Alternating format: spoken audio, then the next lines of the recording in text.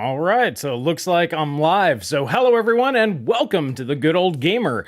So we're streaming live, which means it's Friday. So happy Friday, everybody. Hope you had a great week and hope you guys have a great weekend coming up. Before we jump into everything, if you guys can please let me know that everything's okay. You can see me, you can hear me, all that good stuff. That'd be great. As per usual, we'll chit chat for a little bit and then we'll get into the topics. Today's going to be a pretty big one though. I revisited the 13600K because I got some data that was like, hey, there's probably something going on here. So we're going to take a look at that. Then we're, of course, going to be taking a look at the 5800X3D numbers relative to the Raptor Lake numbers. And then we can also correlate that with the press release or the leaked reviewer's guide for the upcoming X3D chips. And we can have a pretty good idea what everybody should expect this coming Monday. So this is going to be a pretty packed one because we're doing two sets of numbers. And yeah, we're kind of tying it all together. I know a lot of people are very interested in that. Hey Phil, welcome buddy. Good morning from Australia. So Phil from Phil's Computer Lab joining us here today. That's awesome. I love Phil. Phil's one of my old school favorite YouTubers. Like I was watching you way before I got started.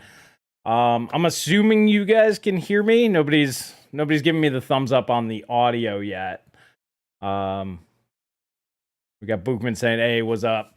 What's up? So yeah, this is gonna be a pretty packed one. I also think I'm going to leave this up on the channel. The past couple ones, I just haven't had the time to chop them up and get the videos out there. So that's basically data that nobody has except for the people that watch live. So I think I'm just gonna leave these up. As for the channel, I haven't... Honestly, I've kind of given up on the rat race for YouTube. I pretty much do the numbers for myself. Yeah, you're audible. All right, thanks, Zodwraith. I pretty much do these numbers because I'm curious. Because a lot of people ask me, hey, what should I buy and stuff like that. And then I just share my results with you guys. It's not so much that I'm trying to grow and become this massive YouTube channel anymore. I kind of got over that. And honestly, there's more stuff that I'm going to be doing here in the not too distant future. I alluded to it on Techonomics, which if you're not subscribed, links are in the description down below, where I go live twice a week over there. But yeah, we're going to start taking a look at some cooler stuff like off-grid stuff, solar stuff, eventually just getting to the point where more self-reliant sort of stuff. But it's still going to relate with the technology because, you know, at the end of the day, even if I'm living in some random cabin in the woods, me personally, I still want to play my games. And there's a lot of cool ways to look at that. We'll take a harder look at like undervolting and things like that. So we'll talk a little bit more about that later once we get into this a bit.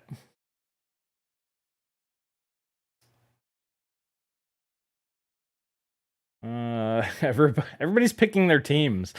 Here's the thing, guys. You either buy the fastest or you buy the thing that's the best performance per dollar. That should be the only option. You should stop with this whole team stuff. That's the one thing that I don't personally understand. I'm going with this team. Who cares about the team? Who's giving you the most for the money? That's the team that I'm on. Who's giving you the deals? And we'll have a pretty clear picture of who that is at the end of this. And yeah, that's going to be pretty good.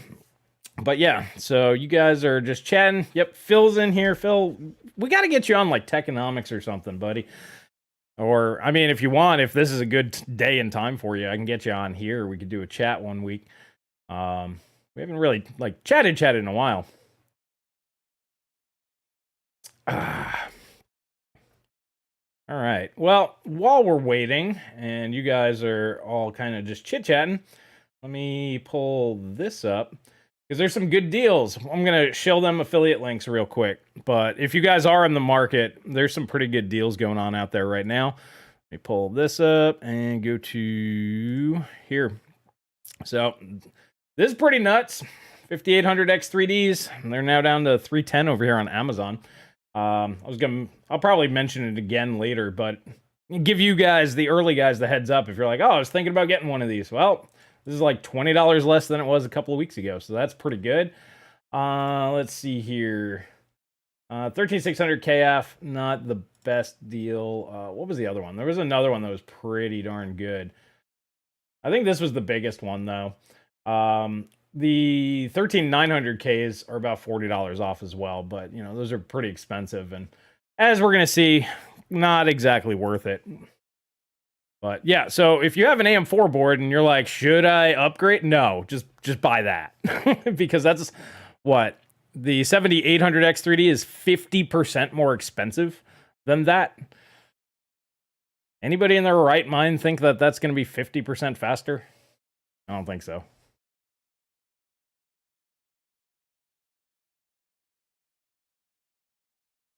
Righty. Everybody loving on Phil. Geez, Phil, you know, you really need a Discord. It'd be a lot easier to chat with you that way. Could just get you in here. But yeah, Phil's channel is awesome. I really love the old Athlon 64 and Pentium 4 videos. The graphics he did there was really cool. I knew my 13700K wasn't DOA yet. I mean, it's only 6 months old. How DOA could it possibly be?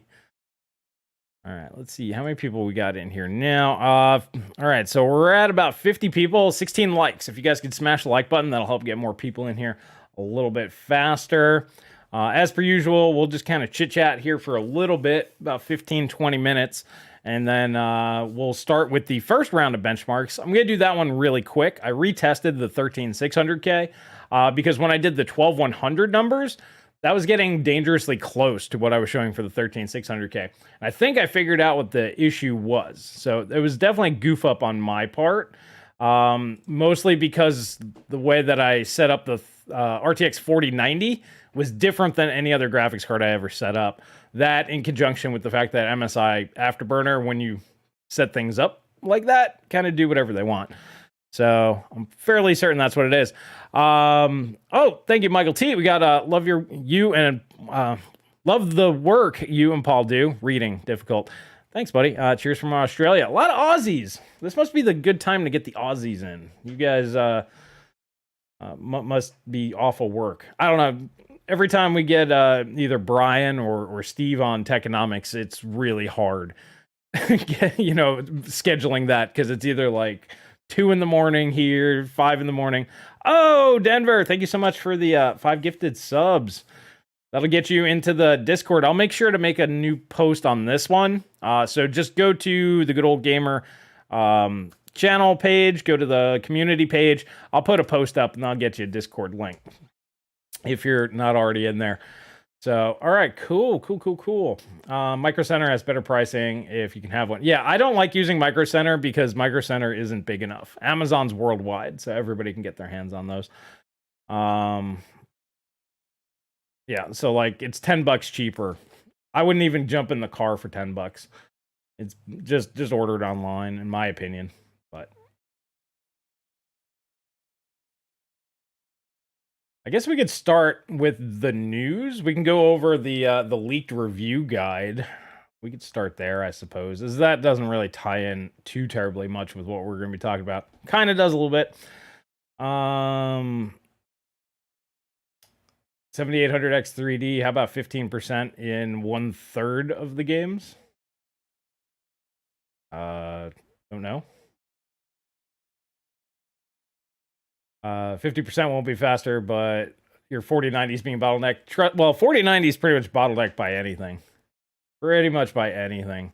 All right, so let's start there. We can start with the news of the day, and then we'll get into the numbers. All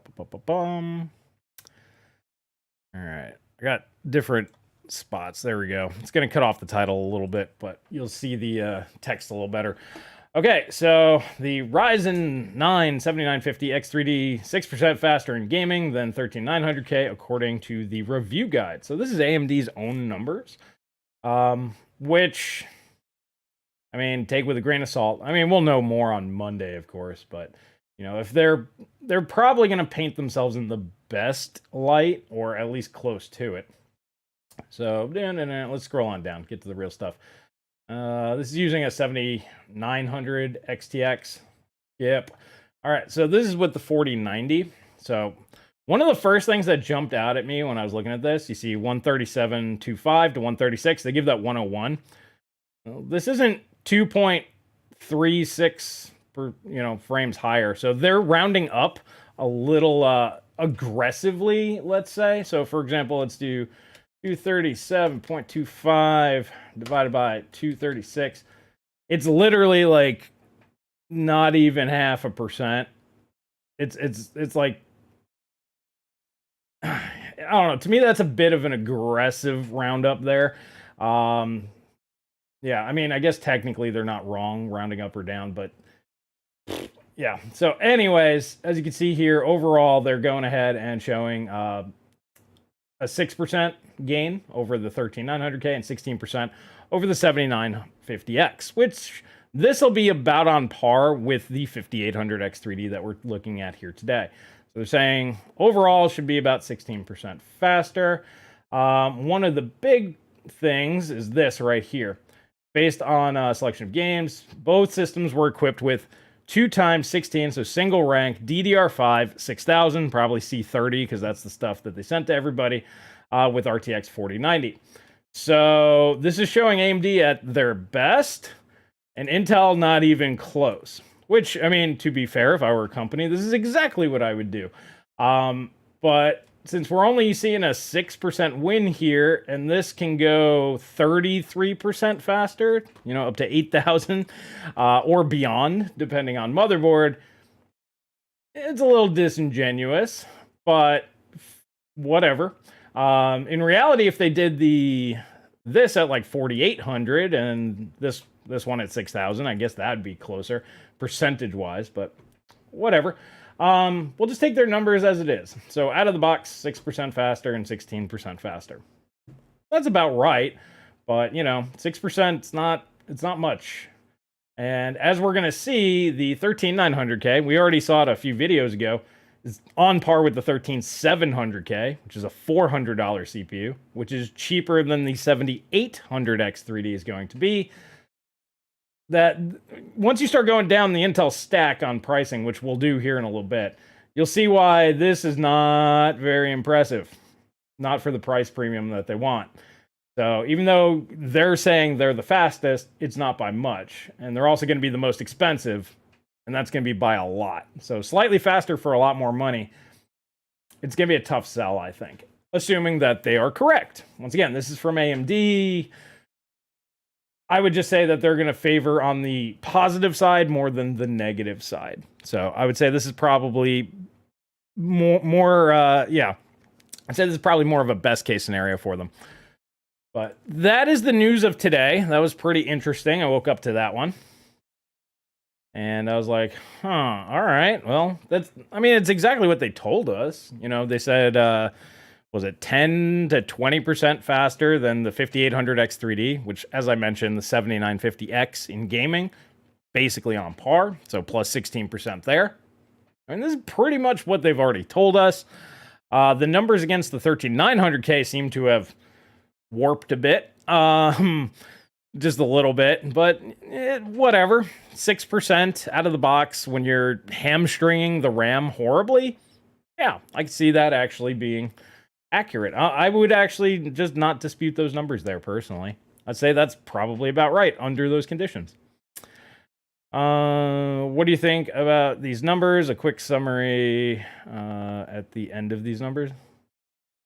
Well, I just went over the numbers and what I think. I think that they're probably about right. It's what they told us before. Now, granted, could be faster. Maybe they're lying the whole time, because I'm assuming they pulled their previous numbers off of this chart. And that's how they did what they said at the announcement at CES. So, you know, if that's wrong, then this could be wrong. Could be faster, could be slower. We won't know until people actually have them, right? So we'll know here soon enough. They come out in a few days.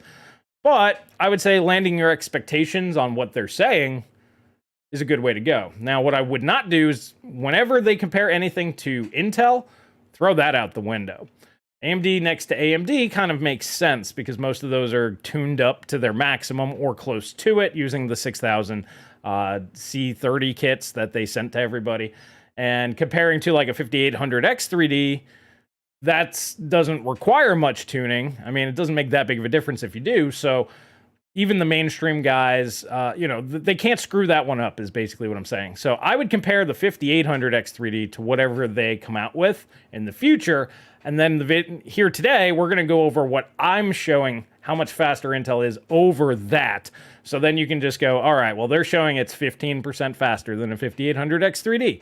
It's basically what they're saying, right? Let's say they're accurate. And that's correct. Well, if I'm showing more than 15%, well, that means Raptor Lake's faster. If I show less than 15%, see where I'm going with this? You guys will have enough information that you can at least ballpark within a 5% margin. Now, in reality, I'm just going to let you guys know there's not a huge difference between all these. These are all very powerful CPUs. RTX 4090 is a very powerful GPU and requires very powerful CPUs. Outside of that, this is a 3090 right here. That doesn't require this level of CPU, by the way. So, was that 4070 Ti level, or even probably like a 7900 XT level graphics card on down? You don't really need to worry. You just need something that's halfway decent. So in the numbers today, we're also going to take a look at the Ryzen 5600. I threw that in there as well, so you can see how that stacks up. So if you have a Zen 3 CPU, you can use those numbers. The only game that really benefits from more cores is the God of War. That one likes 8-core CPUs. All the rest of the tests don't really give a crap if it's a 6-core or an 8-core. So you can use that for the majority, no matter what your Zen 3 chip is. Well, as long as it's a Veramir Zen 3, that's going to be pretty much what you can expect out of that, using an RTX 4090.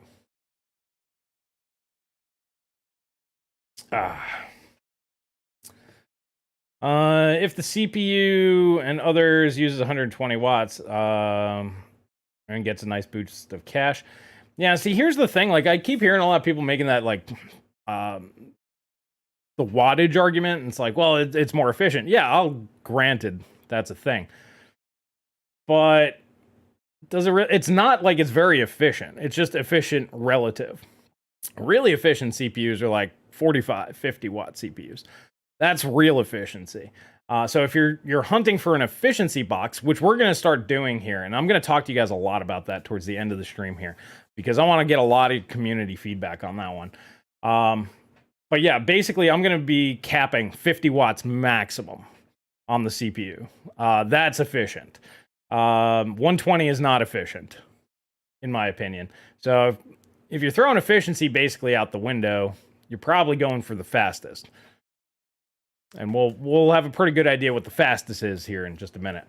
So, all right, we're at the 15-minute mark, and honestly, I think the 7800X3D got delayed because it's better. It's going to be the best value of the three. It'll game the same as the other two. So yeah, they know that nobody's going to buy the other two, or very few people. Only people that want to game and do content creation.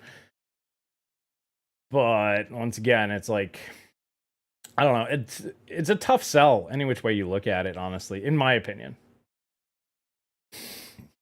Because there's just better options. Like the third... Here, let me pull this back up, because I skipped over one bit of it in the article, which I did mean to touch on. So... And there we go. All right, so let's go down here. This is the synthetic tests that they did. So you have the Cinebench single thread. Well, it's about 10% slower than the 13900K.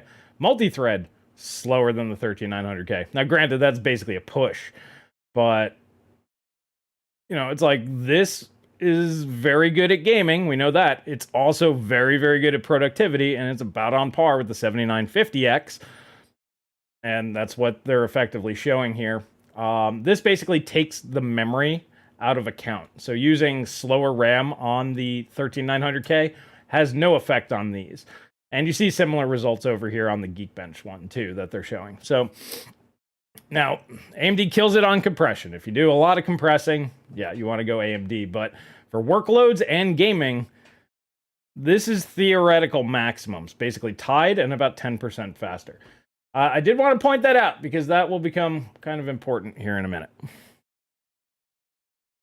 Which here, minimize this, and let's... I think we can start going here. Just take a quick look at the chat. Chris, not auto-tuned today. Yes, my internet is now working.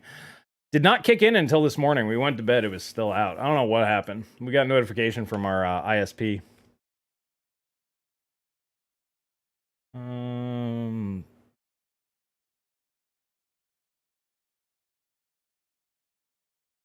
7800 will suffer some games like the 5800 did. Yeah, but all modern games will use the Vcache. All modern games use the Vcache for the most part. Well, we'll see it here in a minute. The games where the 5800 X3D is really no faster than the 5600, well, you know, in that case, it's, well, not using the Vcache. I think there's one or two. So, yeah, I mean, there's going to be a few instances where it doesn't really help. And then there's most of the time it does, though. So we'll go over that here in a sec.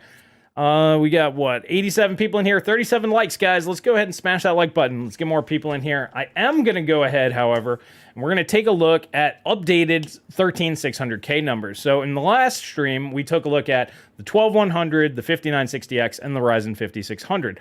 And as I mentioned a little bit ago, the 12100 numbers were getting really, really close to what I was showing for the 13600K. And as anybody would have a brain cell would be like, well, that's not good, or that's not accurate. So I was like, well, let's rerun a 13600K run, as that was the first benchmark I did when I got the 4090. That was the initial one on a brand new test suite with a whole new thing. So I'm like, yeah, it kind of makes sense that I might have goofed that one up. So let's go ahead and very quickly go over the updated numbers, see how it stacks up, because, yeah, I'm actually going to have to pull down the other videos because that's completely wrong stuff. It was just my error, and it's just the way that I tested was different, and I didn't realize a few things, which I obviously figured out later on. I just didn't think about it in context with the 13600K. So let's go ahead and do that. Otherwise, I'll be showing you numbers against the 5800 X3D, and you'll be like, what's happening here? So let's switch on over. So real fast, Cyberpunk, nothing changes because Cyberpunk's completely GPU bound. These are just 1440p numbers. I only did one run. I did it fast too, by the way. And if you look in the video description, it's set up a little bit differently. I used a little bit slower RAM timings, and it's only at 5.6 gigahertz. Reason for that is I did kind of a quick and dirty, just double check. Crysis Remastered, as you can see, the updated run is a little bit faster. And once I go through this, I'll explain what, I don't know for sure, but what I believe happened, because I noticed that it was happening on other systems. So Crysis, it's right in line with the other guys. Same thing with Gotham Knights, it's right in line with the other guys, although this one wasn't too far behind to begin with. God of War, much faster. This makes a lot more sense. Now, granted, the 8 cores are faster. This is one game that does like the extra core count. However, this was always just kind of a big question mark to me. So, yeah, that was inaccurate. And then on Modern Warfare, we actually see a regression. And that's because I didn't take the time to tune up to 4266. It takes a lot longer to do that. So I went with the quick and dirty. And this game only cares about memory latency. Does not care about cores. Doesn't really care about anything else but your memory latency. Plague Tale Requiem, it's right in line with the other guys, way higher. Spider-Man, same deal, right in line with the other guys. Tiny Tina, right in line with the other guys. Total War Warhammer, right in line with the other guys. Witcher, same thing. All right, so across the 10 games, now granted this looks a lot bigger just because of the numbers here, but as you can see, the 13600K, it's basically right in line with both the 13900K and 13600K with DDR4. So it's a little bit slower, but what's that, 2%? Just rough math. So 2% slower for basically half the money. This is what I was expecting to find on the other videos, but like I said, that was just not the data that we had. This is where we were at.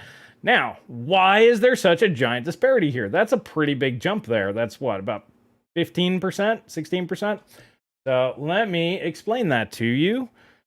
Let me flip you over. All right, so why was I getting such wildly different numbers? Well, the way that I set up the 4090, and you'll see it in the video description, I wrote it out, so this way you can see what I'm talking about. I wish I had a picture of it. Unfortunately, I sold the 4090s, and I deleted the footage. I actually had footage showing this, but I ended up accidentally being too zealous in my cleaning efforts. But anyways, you guys all know about the curve, right? You know, you see the voltage curve. Everybody's familiar with this. So I found my 4090, depending on the workload, so games like God of War, Cyberpunk with ray tracing, and a few games just hammered the GPU so hard, it just hit power limits really fast. And it would scale down the voltage to about 1 volt. So I figured out what the max frequency I could do at 1 volt was, and that came up to being 2955. Now, other games are just less GPU demanding. Even though it'll tell you 100%, it's a different 100% because it's just not slamming all of the GPU as hard. That one could go up to the 1.1 volts, and that one did 3165 maximum. So on my voltage curve, it was, you know, your normal thing, but then jumped up at 1 volt to 2955 and then jump up again. Now, normally I don't do that. Normally I just find the sweet spot and just have it jump up once. So what happens is, if you set the 1 volt, the one that's further to the left first, and I figured this out later because I'm like, what's going on? Why are my numbers so off? And then you set the 3165, it resets the other one and it'll drop it down to like 2500. So my guess is that's what happened, and I didn't realize it because, as I mentioned, the 13600K numbers was the first run that I did. So I had nothing to compare it against. I'd never used a 4090 before. Never used that game suite before. So I literally had nothing. I'm just like, okay. And then when I saw the 13900K being a lot faster, I'm like, well, maybe it's just these games. You guys saw the video. I'm like, maybe it's the cores. Maybe it's the cache. You know, that made logical sense. However, once I saw the 12100 coming close to the 13600K, I'm like, well, that does not make sense. And that's when I'm like, I got to retest this. So yeah, in reality, there's really not a whole lot difference between any of the Raptor Lake CPUs when they're all clocked at the same frequency and running basically the same RAM. Now, of course, more cores will help, as we saw in God of War. Some games do like that. Most games don't give a crap. 6 cores are perfectly fine. And then it's also got the 8 E cores, which makes the 13600K very powerful for a $300, sub $300 CPU. So yeah, that's important. I wanted to get that out there. So I goofed up.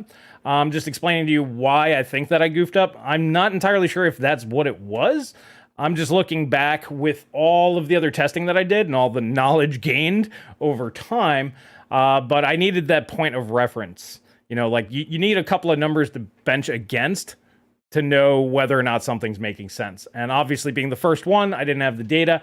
So I do want to apologize for that. As I mentioned, I'll take the other videos down. I meant to do that before we got this started, but I was running late on time.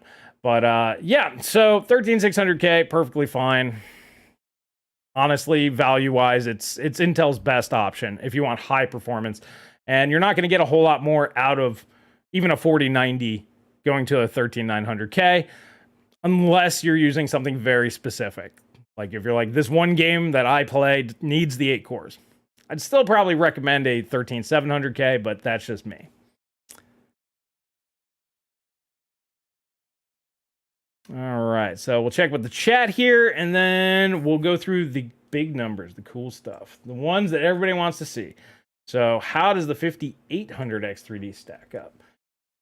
And honestly, I didn't even like really look through them. It looks different on a Excel sheet than it does on the graphs. Like while I was making the graphs, I was like, this is really cool. Like I would stop and look at it because like, you know, the graph just helps you process the data a little bit easier, in my opinion. At least for me, it does.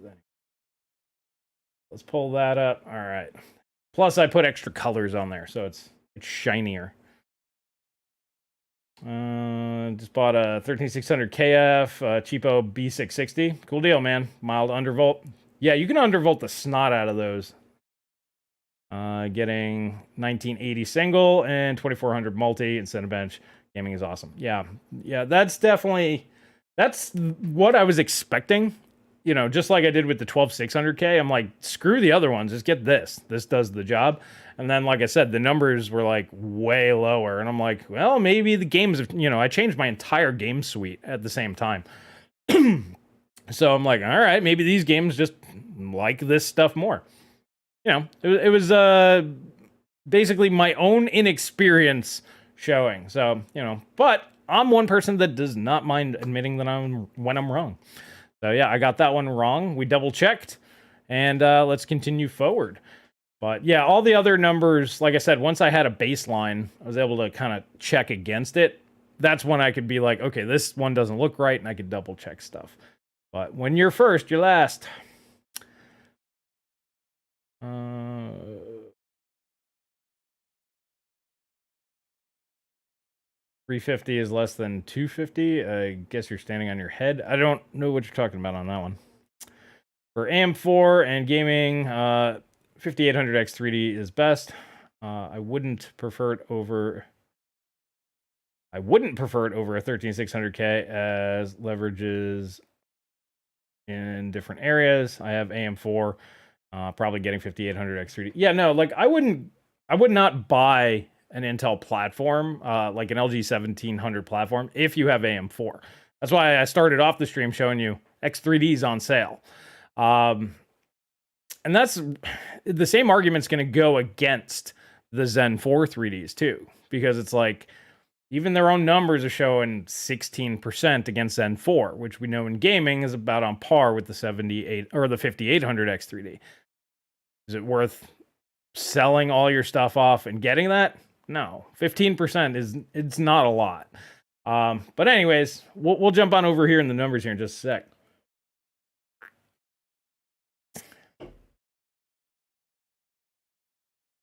For we 3D people, there is no AMD. I really don't understand that, but okay.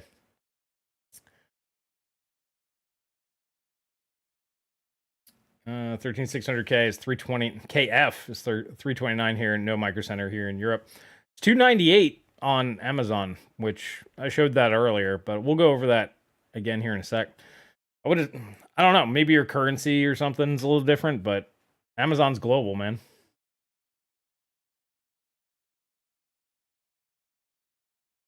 New Doughboy. Speak for yourself. I'm on a 5800X. I'm definitely selling it and moving to something else. You can do whatever you want. I just don't recommend it. Audio streams. Current audio bitrate is 0. YouTube always goes nuts. We recommend that you use an audio stream bitrate of 128 kilobits, which is exactly what it is. Good job, YouTube. But in emulation, junkie. Well, for emulation, you buy Intel. You have no option. You have no option. You buy Intel. It's just that simple. So if you want to run RPCS3, Yuzu, Xenia, any of those things, you're buying an Intel chip. Now you get the 13600K because those don't really give a crap about cores. So you buy the cheapest one. But yeah, there's AMD is not an option for you. It does not matter how fast. They could be 800 times faster and everything else.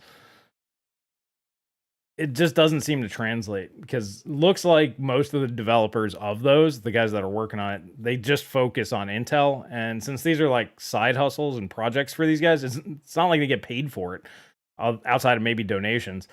So they just optimize for Intel as far as I could tell. What are you expecting from Intel when they get their new process and go chiplets? I don't think that they're going to go chiplets on mainstream. Really don't think so. I think they're seeing the problems that AMD is starting to run into. Basically, AMD's eliminated all the low-hanging fruit. Now they're into the really complicated stuff. That's why the X3D's not really helping out a whole lot. It's not as much as we saw in Zen 3. Basically, the more cache that they throw on the chip, the less effective the X3D chips are going to be. So the doubling of the L2 cache really helped out a lot with the DDR5 mitigation. So yeah, as the CPUs themselves get better, it's going to get harder and harder for AMD to make their CPUs faster. Because there's no more easy maybe we, instead of having 2 4-core CCXs, we just make 1 8-core. It's the main reason why Zen 3 was so much better than Zen 2. That alone gave all 8 cores access to the same 32 megs of L2 cache or L3 cache. Versus before that, they had 16 and 16. So it was basically they were segregating their stuff off, and data would have to travel on the Infinity Fabric, and it just wasn't as efficient. With Zen 3, they kind of hit the peak efficiency with their current architecture. Now they could come out with something completely new and do something completely different. Cool. Yeah, that changes everything. But if they're going to stick with the same basic architecture, There's no more low-hanging fruit, which means that there's no more massive performance gains for them unless they go back to monolithic. That would get them a massive performance boost as their latencies will go down dramatically. They'll be able to support much higher Infinity Fabric frequencies because, well, there's nothing traveling across, a substrate. All it is just within the chip. It's basically a ring clock at that point. And then, then DDR speeds can go way, way higher, which means more memory bandwidth and lower memory latency. See where I'm going with this? So, I don't know. We'll see what Intel does. Obviously, they need to go chiplet for servers, where a lot of the stuff that I just mentioned doesn't matter. But for gaming, where low core count, high frequency, low latency, that's the stuff that matters. MCM just isn't a good way to go, unless they can find a way to segregate like parts of the chip that just won't interact with any of that, so it would have no impact on it. That might be an option as well. We'll have to wait and see. Ooh, 13. Try the KF $1 bill. He's saying 13600K is 356 on Amazon.de, and 5800X3D is 314. Well, the 13600K, as you're going to find out, is significantly faster and worth every penny more. But check the KF because they're usually cheaper. That's assuming you're starting, you're doing a new build. If you already have AM4, just buy the 5800X3D. All right, so where are we at? We're up to 136, and we got 5 new members. Thank you for that again, Denver. Zen 3 is amazing, stable, and efficient. Yeah, Zen 3 is... AMD's kicking themselves, because they put... I honestly think that they could have done it with Zen 2, and the main reason why they didn't make the single CCD is because they knew then Zen 3 would look like a nothing burger. So I think that they just kind of tapered their releases to try to stretch it out. But yeah, Zen 3 is just far more impressive. Zen 4 really brings nothing to the table. And it runs faster. That's it. That's all it's really got going for it. The extra memory bandwidth will help in some games, as we've seen. You'll see it here too, because I put the DDR5 13900K in here, and you'll see Witcher, Spider-Man. I think even Warhammer likes it. Like, some games kind of like it a little bit, but a lot of games just don't care. But all right, so let's go ahead and jump on into it. We're going to take a look at the 5800X3D. So then this way you guys have all the same information I have, and then we can discuss. So we're all going to be coming from the same spot. So let me get you guys on over there. If you're interested in the parts used, the frequencies, because nothing is ever run at stock here on this channel, you can go watch the mainstream guys if you want to see that. That's what everybody else does on this channel, just to save me time. I'm not going to do that because that information is everywhere. But if you're curious what I'm running, links are, affiliate links are down there, but everything is in the video description, so you can check it out for yourself. So let's go ahead and jump on over. Benchmark capture. That's it. All right. So our favorite Cyberpunk 2077 just happens to be higher up on the alphabet list. As you can see, basically 1440p and 4K, not really a big deal. My Little Pony, what do we got? Oh, you became a member. I thought you were a member, but hey, welcome, buddy. Thank you for the support. 4K, nothing burger, GPU limited. You can see at 1440p, there's a little bit of a difference. You do see that the 5800X3D is falling back a little bit. My guess is this is just run to run for the most part. They're basically all the same. Now, 1080p, this is where it gets a little bit interesting. You can see that the 5600 is the furthest back. So the absolute maximum you're going to expect in this game with a Zen 3 CPU is 76 FPS on your 1% low. So you're never ever getting high refresh rate, no matter how powerful your GPU gets, on a Zen 3 CPU. The 5800X3D is limited to 84, so that's a pretty decent bump up. It's about 10% faster on that one, but you can see that the Intel CPUs in this game are much higher. Now, we don't know if these are capped out, because I didn't test anything lower. This might be the max, there might be more in the tank. And that's something to consider when we're taking a look at 1080p numbers. With an RTX 4090, this might not be the fastest it goes, but we know that this GPU can go faster than these two. So, alrighty, let's continue on to something a little bit more interesting. Crysis Remastered here. So, we can see here, even at 4K, you're still getting the same hitches. The area that I tested is when you first walk up the hill and look over to the over the beach, you know, the crisis moment part. My Little Pony, thank you for gifting the subs too, by the way. So that's just the sequence that I'm doing, but we can see here the 5600 comes in at 54 FPS, and then that goes up to 73 and 77 with DDR4, DDR5. DDR5 does appear to help a little bit on this one, as I mentioned before. You'll see that in some of the tests, but more than likely it's run-to-run variation, honestly. And then we have 64 with the 5800 X3D. So significantly faster than the 5600, but still significantly behind these other guys here. Now, typically what I'm going to do is focus on the 1440p numbers. I mean, it is an RTX 4090, by the way. I mean, you really shouldn't be running any resolution lower than this. But if you want to see the maximum, like, theoretical stuff, that's why 1080p is here. I'd say that this is the one to focus on, and it has the most numbers. We also have the 13700K and the updated 13600K numbers there. So Raptor Lake's all the same, significantly higher than the X3D, which is significantly higher than standard Zen 3. Gotham Knights with ray tracing. Basically, all of the stuff is turned on all of these. At 1440p, you can see the 5600 comes in at 45 FPS. The X3D goes up 10% to 50 FPS. And we can see here that the Raptor Lake CPUs are just much, much better in this particular game at basically 70 FPS. And they're all basically the same in this game. All right, so God of War, this is the one game where the 5600 would be beat out by something like a 5700X. So, yeah. Now, what I found kind of interesting is the X3D actually did worse at these two resolutions, and I double-checked it. This was one of the last CPUs that I tested, the 5800 X3D. It actually did worse in this game, which means that it actually liked the frequency, I guess. I'm not entirely sure, but that was accurate. At 4K, it did a little bit better. But in this particular game, as you can see here at 1440p, the Raptor Lakes are all about the same besides the 13600K. That one is behind. Once again, the core count is an issue. But yeah, this game just did not really care much for the X3D. Yeah, my guess was that's what it was, is this one was kind of the error, but I ran it twice. I ran through the whole thing twice, re-averaged it. I don't know, something's up, but let's just say 120 on that one. It still was coming behind. It was weird.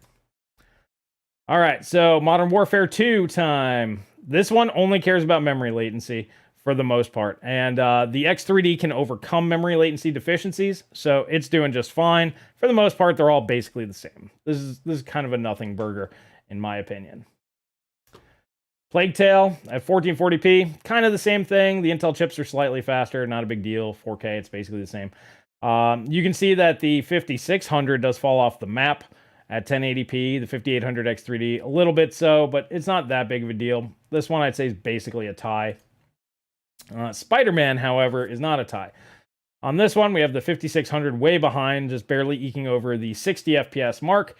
And then we have all of the DDR4 Raptor Lakes about the same at about 90.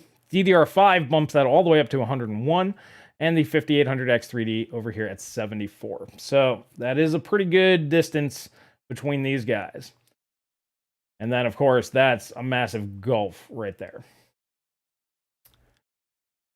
Tiny Tina's Wonderlands. This is another one that's kind of a nothing burger at 1440p, 188. You can see that it's significantly faster in this game than the standard Zen 3, which, once again, this game doesn't care much about cores. So in this one, big bump up, and then you get about 195 to 200 FPS on the Raptor Lake CPUs, so close enough. And then at 4K, they're basically the same. If we take a look at 1080p, this is another one that's kind of weird. We went over this when we did the DDR5 numbers. For some reason, the DDR4 was actually faster. Could be because of the lower memory latency. And also might make sense why we see the 5800 X3D pulling ahead a little bit. But at the end of the day, it's basically the same in this game. Excuse me. All right, Total War Warhammer. Oh, My Little Pony, thank you for the 5 spot. He said, finally able to catch a live stream. Got Fridays off now. Cool, man. Yeah, so... Arcmaster Race lives on. He is the one who started that, by the way. So he's the Arcmaster Racer. Okay, so Total War Warhammer 3, 1440p. You can see in this one, the X3D doesn't do much, right? So it's only a little bit faster here. The Intel chips are a little bit faster, and then with DDR5, a little bit more so. So this is about 10% faster on the Intel chips, roughly 15%, somewhere in that neighborhood. Moving on, Witcher 3. This is another big one. We can see here 64 on Zen 3 versus 82 on the X3D. Massive jump up for the 5800 X3D on this game. And as you can see, these are games that like memory. Anything where memory, bandwidth, or latency is a factor, that's where we see this gulf show up. And the games that don't really care as much, basically when DDR5 doesn't make much of a difference versus DDR4, that's when these kind of shrink back up. So yeah, it's pretty easy to tell where the X3D is coming in. It's all memory dependent. It doesn't actually make the CPU any faster. It just eliminates a certain bottleneck. But anyways, so you got 82 versus basically 92. So that's not a huge jump, but you know, it's about a 10 plus gap. Now if you go to DDR5, that's a whole other ball game. So this is one game where I could see the Zen 4 3Ds maybe getting an advantage with the extra memory bandwidth of DDR5. However, it does have the added latency, so who knows? We'll have to wait and see on that one. I can't really predict how that's going to show out or play out. All right, so anyways, getting on over to the 10-game 1% low average. Taking a look at 1080p here real quick. You can see 97 goes up to 110, so that's, what, 15-ish%? That's what we all expect. And then you can see you got 128 on DDR4, goes up to 132, 1440p. And this does tighten up a bit. 92 to 96, not as big of a deal. And then we have basically 108, 109, 110, and then 115. So, you know, from the 13600K D4 up to the 13900K D5, there is a reasonable jump there, but it's not super huge. Okay, so here's the real ticket here. So let's take this as an example. So, all right, you got 108 divided by 96. So 12.5% faster than the 5800X3D on the 13600K. Now, why am I bringing up the 13600K?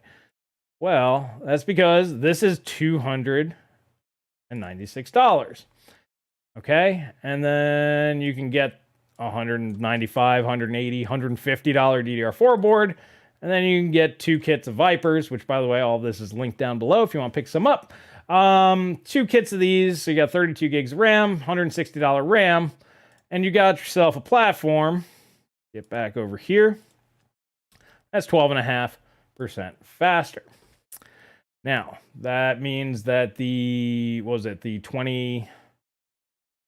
numbers that we're going to get for the new ones, what, 16% faster, we were saying, something like that? So slightly slower than a 7950X at a significantly lower price point. And this is what's going to make the 5800X3D really, really, really difficult for people to buy. Now, let's say you have an AM4 board. You get 96 FPS on your 1% low. Which one's 15% fat? Well, let's take 96 plus, let's just say 15%. This is assuming AMD is telling us the truth. 110. So basically it matches a DDR4 13900K, 13700K. All right. So 110 FPS. Are you going to spend all that money to go from 96 to 110? I think that that's going to be a very difficult sell for most people, in my opinion.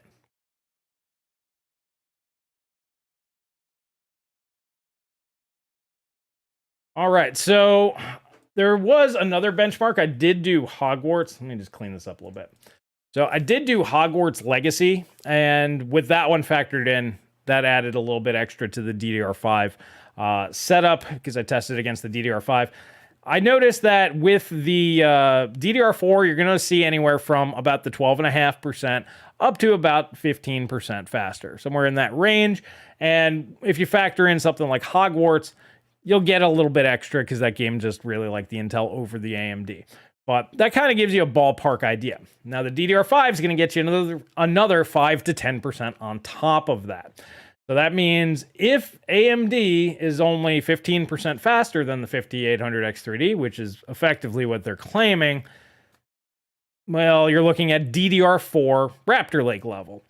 And that just means that Intel will have the advantage there by 5-10%.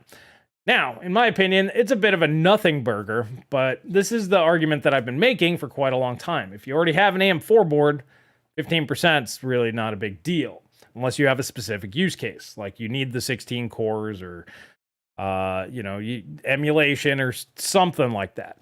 But if you need 16 cores, you know, the 13900K on multi-thread, that'll get you there as well. So it's just going to be very, very difficult with the value option that Intel is offering with a 13600K or even the 13700K.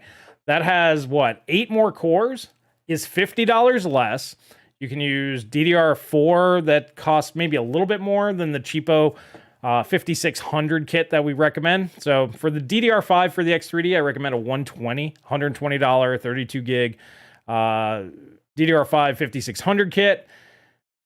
So that's what I would recommend for that one. I wouldn't recommend going any lower because you will lose performance if you go too low, even with the X3D. Versus $160 of the DDR4 stuff. Now, I know a lot of people are like, well, if I'm going to buy something, I want to get DDR5. Well, if you're going to buy DDR5, you want 7200 pretty much minimum, because moving into the future, that's going to be kind of the baseline for most of these guys, I would imagine. AMD might be lower, who knows? But I wouldn't go any lower than 7200. 7600 is the sweet spot, and those kits are more expensive. They're a lot cheaper today than they were, but those are very expensive. In reality, if you're just going to build something and use it for a few years, I'd still recommend going with the DDR4 if value is the argument. Now, if value's out the window, Intel's going to have the fastest platform. It's going to win by a few percentage points. It's not going to be a big deal, but it will be the fastest. And you'll get a lot more cores out of that one. Well, compared to a 7800 X3D. Compared to the 7950 X3D, that's a $700 chip. Let's pull up what is the 13900K going for today. It's a lot cheaper than what AMD is going to be charging you. Because remember, these are 6-month-old parts, these Raptor Lake bits. My Little Pony, thank you for the 5 spot. Chris just thought his audience more in 10 minutes. Chris just taught his audience more in 10 minutes than Hardware Unboxed ever taught his audience on his channel. Well, Hub, like I said, like Hub does the opposite. Like I'm not showing any out of the box numbers because that's what he shows, right? So it's not like the information is completely useless. But if you want value, it's completely useless. Because every CPU, every motherboard, everything can get more. You can get more for the same amount of money. Like I just showed you, 13600K will basically match a $600 13900K. You put in a little work, and it'll beat the pants off of a 13900K out of the box. So you can spend half the money and get better performance. That's still a thing, but you got to put a little work in. I prefer to go that route because that's a big deal. You know, I want to spend as little as humanly possible and get the most possible performance out of it. Anyways, let me flip you guys on over here. So the 13900K right now, $569. So $699. Remember, multi-thread is going to be basically the same between these two. And single thread, we know the 13900K is 20% faster, or 10% faster, according to AMD's own numbers. So divide by 570. So it costs 22% more money for the 7950X 3D over this for worse performance. That's going to be a tough sell. And like I said, you compare this with DDR4, and this is basically going to be on par with the 7950X 3D in games. And so you don't have to spend a fortune. You can buy a cheap DDR4 board and buy this, and you're good to go. If you want to spend more on DDR5 for future-proofing, you can do that. That's an option. That's what I'm saying. Like, you actually have options here versus with AMD, you're starting at $700. You can get this and RAM for about that.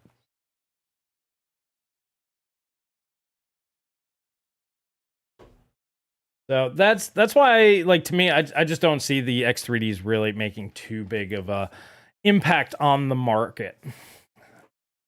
Hub doesn't educate. He panders. I mean, most of the guys don't really do a lot of educating. There's no money in educating. I don't make a whole lot of money doing this, but it's what I appreciate doing. And when I make a mistake, I learn, and then I help you guys out. I really wish I had the video footage of it, but I think you guys can all visualize an afterburner voltage curve chart, right?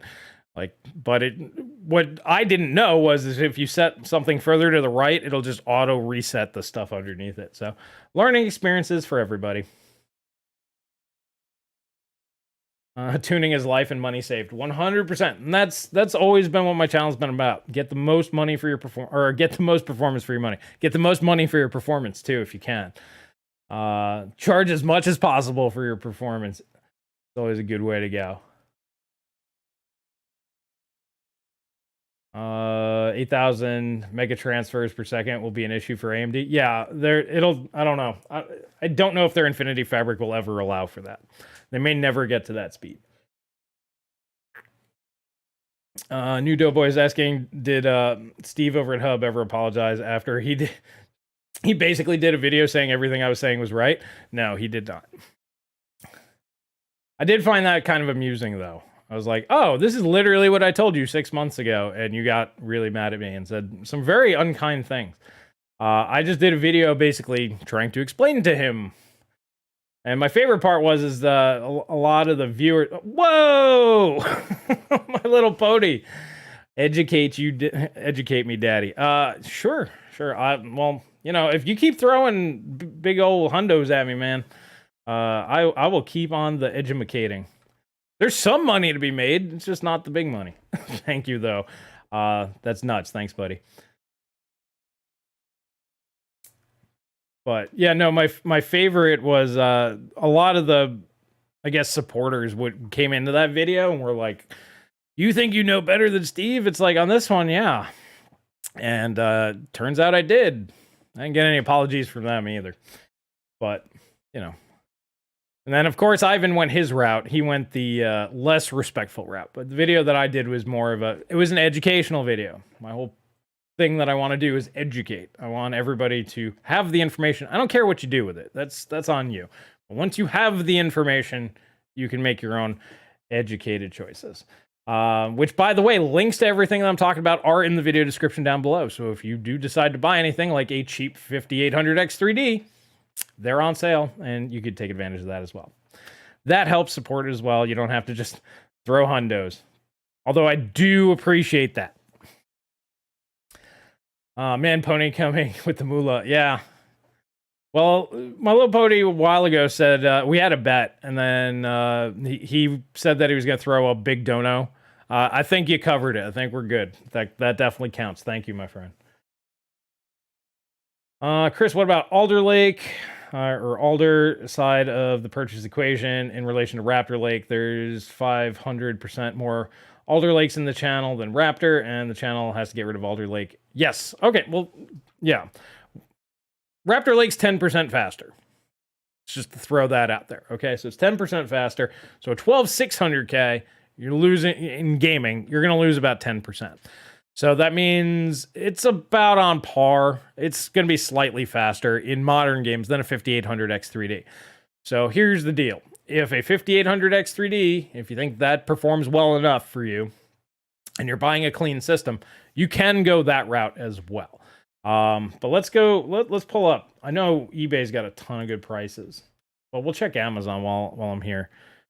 Let me get you guys over there. All right.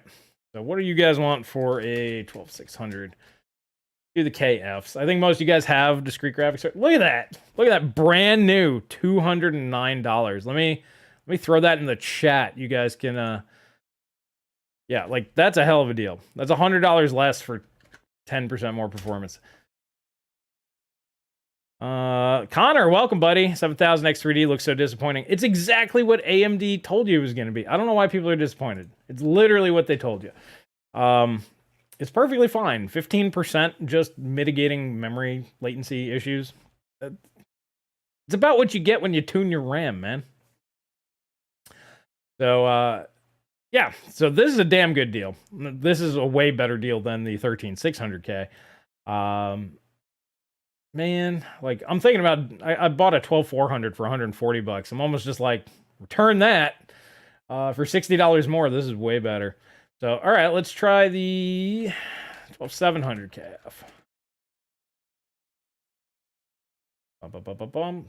Oh, there you go. Not even $300. So, yeah. Mike is 100% right. Yeah, you definitely go Alder Lake. It values the thing. I'm just using the 13 series because that's what everybody's going. Not the KF. I know the K was on sale. It was like stupid cheap. Okay, they got rid of it. This was $350, by the way, the other day. I should have done a post on it. But that's pretty nuts. Oh, Pony going for the jugular. I want your babies. Well, my wife might sell me to you if you keep that up. So that might actually be a thing. Back to what we were looking at here. This is a damn good deal right here. And then you have the... Yeah, no, we want the K for less money. So yeah, for less than $300, that's damn good. And this one will be faster than the 5800 X3D for basically the same money.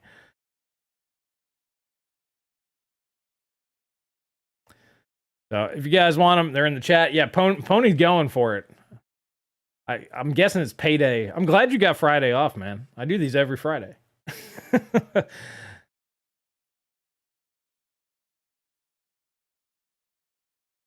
Oh, Connor's like, yeah, well, I was disappointed before they even launched it. Yeah, I mean, I think we all collectively were, right? We're all like, yeah, because you've tested the stuff. You have a pretty good idea of where the numbers are going to land, and when they're saying 10 to 20%, usually you just average those out, and that's across the board's about where it's going to be. And that's like the better case scenario. Could actually be less than that. And as I just showed, the 12600 or the 13600K is about 12.5% faster in modern games with DDR4, and you can easily get another 10% out of that using DDR5. And I've even found the dual rank DDR5s give you an even bigger boost. But I would assume that boost will work on the Zen 4s as well. So I'm throwing that one out the window. But yeah, you should be able to get about 20% faster of a 13600K if you went balls deep on DDR5. I just wouldn't recommend it because the value is completely out the window. 12600K or 700K is a monster. Laughs at my workloads. It's pretty darn good. I guess a lot of you guys got 700Ks here recently. I mean, for less than $300, might as well. You get 8 real cores, plus you get, it's 8 plus 4, wasn't it? Yeah, it was 6 plus 4 and 8 plus 4. The E-cores, you can just turn those off, honestly. I mean, there's only 4 of them. Which, by the way, Danny Z did a really good video. I'll shout him out a little bit. He did a good video with E-cores on and off. Not sure if you watched that, Connor, but it kind of backs up what you were saying. Jeez, you mad lad. Pony, 20 memberships. I don't even know if 20 of you guys aren't members already. Man, Discord's going to get full. Thank you, buddy. Somebody definitely got payday. I'm on 7200, C32, 64 gig dual rank. Yeah, of course you are. Of course you are. Well, I asked Kingston to send over the same kit that Ivan found. I just want to double check that, but mostly because I think if you run, because it's much easier to get a board that'll run 7200. I think almost any 700 series board will do that. And if you're going to get basically the same performance as like 7800 or 8000 single rank, you could save a lot of money. That's why I wanted to check it out. I don't know if you double checked that, but that'd be good content. I'd watch it. I'd be kind of interested to see that. My little pony is on fire. He is. I'm very, very glad I decided to stream today. I was feeling a little peckish, you know, but I'm like, if I don't do this X3D content today, it's going to be completely stupid and useless next week, right? Nobody's going to care because you're going to have the new thing. But I think that it's going to be really useful for you guys. Sorry, I was reading Michael's thing. I'll get to that here in a sec. But yeah, I think going into the X3D reviews that'll be coming out on Monday, as long as you walk in there knowing that Raptor Lake is going to be 15 to basically 25% faster, depending on what RAM you're running, than the 5800 X3D, you can then ignore their Intel numbers because you know they're all going to use slow RAM. Just look at the 5800 X3D because it doesn't really matter what RAM they're using with that, and then use that relative to the 7950 X3D. And like I said, if it's 16% faster overall, like AMD is saying, well, Intel's the clear winner. If it's 25% faster, well, then they might have the value argument on their side a little bit because the DDR5 can get pretty expensive that you need for Intel, but it's still not going to be any faster. And then if they're basically, if it's less than 25% faster than a 5800 X3D, then, you know, it's basically a push. If it's just sitting in between that 15 and 25% mark. Now, granted, if across the board it's less than 15% faster, then it's just DOA. So you guys now have that information. You know whether it'll make any sense for you to go ahead and buy one of those. I think a lot of you guys want to get it anyway because you're interested in the AM5 platform. You're not so much interested in Zen 4. You're just more interested in the platform as a whole, which kind of makes some sense. I know some people like to upgrade all the time. Go for it. But yeah, if you're looking to just buy the thing that's going to be the fastest and cheapest, we just looked those up. The 12600K and 12700K are pretty much going to be unbeatable. And then we got Mike saying, saw the Danny Z video. It was very interesting. Not sure Ivan would agree. Well, Ivan doesn't use Windows 11. He's just like me. I don't use Windows 11. Will never use Windows 11. If Microsoft ever makes a DirectX that does not run on Windows 11, and I can't port it over to Vulkan, or Windows 10, I mean, I won't be playing that game. It's really that simple. So I think Microsoft will eventually realize that a lot of people just aren't going to be going along with this. I'll be going to Linux before I go to Windows 11. But yeah. I think Danny Z video is really good, though. Gold, thank you for the 25 pesos. Pitiful donation, reporting on duty. Dude, you don't even have to donate. You're regular. If you just threw me a stealth 1 just to make sure that I know that you're here, I really appreciate that, buddy. But you could just do at the good old gamer. Hey, I'm here. And yeah.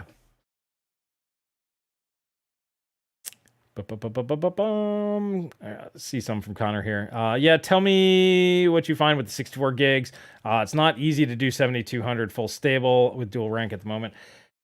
Yeah, I'm not thinking I'm going to need to get that high. The goal is probably 6800 and see where that can do, because I think most boards... let me see. I got it behind me. I'm debating on returning this, but I'll get your guys' feedback. I'll do a poll. Should I keep this one? So I bought the B760M Steel Legend. This is $170. Now, granted, you're not overclocking your CPU on it, but you can overclock the RAM.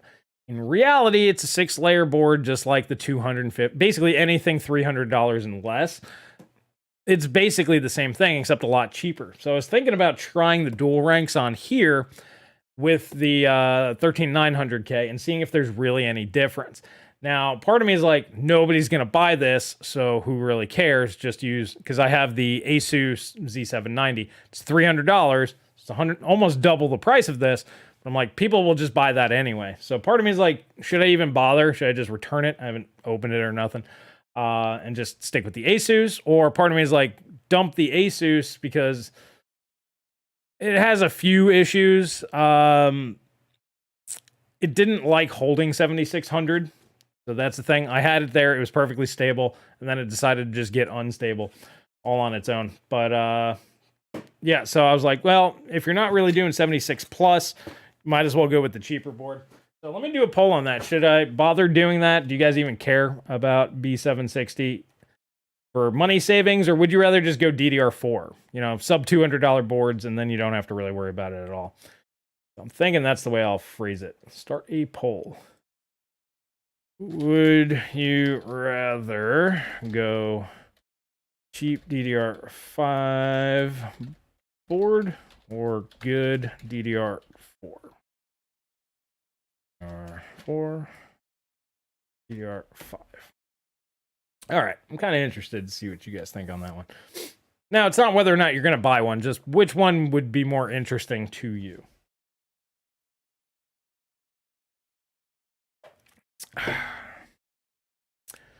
Just got 13600K and 700K on sale, $200. It does 4133 in Gear 1. Yep. Yeah, the Raptor Lakes will hit over 4,000 if you have a decent board, or if you just get lucky with the bin.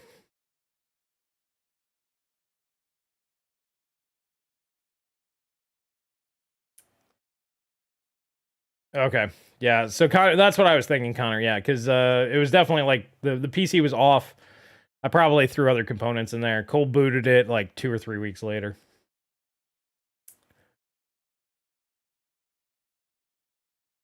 DDR4 for the win. Well, here's the thing. So we looked it up. 2 kits of Vipers is $160. That's the cheapest you're going to get. 32 gigs of B-die right now. You might even be able to find a dual rank kit for about that. But that's basically the lowest price. You can get crap DDR5 below that. Decent DDR5 is going to start at about $250. But once that gets to about $200, like a 7200 A-die kit, in my opinion, it's worth the extra $40 because obviously that kit's still going to be good, and basically until DDR5 is gone, because we know the A-die kits will hit 8,000 or something. So, you know, we're almost to that point. DDR5 is about $50 too expensive. Upwards of 4400 Gear 1 works on 13th gen. Well, yeah, you and Connor are the mad lads on that one. Connor, you still water cooling your RAM? You insane person. AM5 is very annoying to use, by the way. The boot times are insane and a bit of instability with XMP. Celso has repeatedly gone on about how much he absolutely hates AM5. And he keeps trying to get... This is his sales pitch, by the way, guys. He'll just go in there and be like, this effing motherboard, it just did X, Y, or Z, and I hate this thing, blah, blah, blah, blah, blah. One of you guys should get that. This is to me and Paul. He's like, one of you guys should definitely get this and test it out. I'm like, it's a great sales pitch right there. This thing is absolute dumpster fire. You should buy one, basically, just to... Well, he just wants to know if it's him or not, but yeah, he's not a fan. I've heard similar things, but yeah.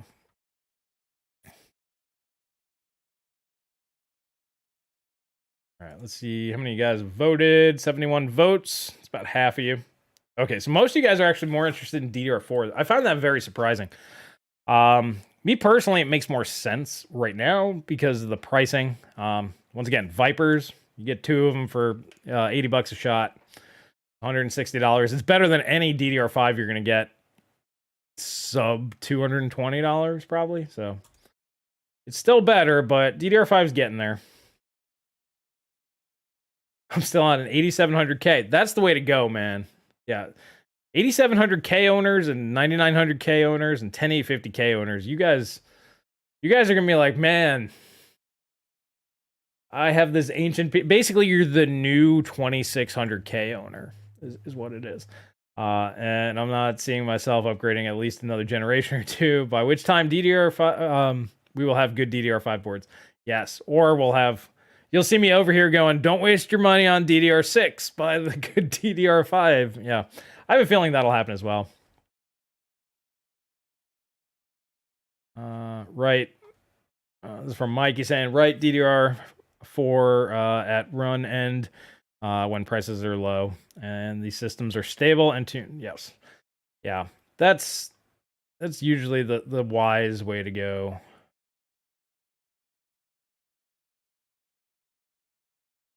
That is usually the best way to go. Yeah, buying EOL is always the best call because you're gonna get the best price on it. Bought 64 gigs of Trident Z Royals for like 224. That's pretty good. If those are the B-die kits, that's really good. I remember when one kit of 32 was about that. I think it still is. 7800X3D. Or this is a good one. Okay, so a lot of people are... was it Blue is asking 7800X3D or 13700K. So here, let's look at things objectively. Let's say performance, they're going to... Even if they're roughly tied, which is basically best case scenario for AMD. If they're roughly tied in performance, you still get 8 more cores for $50 less. That's why I'm like, I don't understand AMD's logic here. They're putting Intel in the best possible position because there's 2 different ways you can approach things. You can either be the fastest or you can be the cheapest. When Intel is both fastest and cheapest, it makes AMD completely irrelevant. And AMD's beating themselves up with things like the 5800X3D for $310. over on Amazon right now. Links down below if you're just joining. So if you have AM4, go ahead, pick one of those up and be done with it, and you don't have to pay attention to this anymore. Because they're not going to be able to beat that in terms of value. I don't really understand what it is that they're thinking. Maybe they're just trying to milk the fanboys like they're doing with the Radeon GPUs. I really don't understand it. Now, I know some people are going to buy these anyway because they want it, and that's fine. I'm just letting you guys know in terms of value, it's not really the way to go. There's better options. You can get more for less, is what I'm saying. From either AMD or Intel. Hugo, thank you for the 199 pounds. I'm using an 11700K with my 4090. What do you think? I mean, as long as it's doing what you want, man. You can always turn graphics quality higher. Like, you can always, like, bump on reshade and other stuff if let's say you have graphics horsepower not being utilized. Or, you know, you just have extra graphics horsepower when needed, you know? You're drawing less power from the wall if you're not maxing it out. So, yeah, I mean, as long as the games that you play well enough for you, then don't worry about it. Doesn't matter what pairing you have.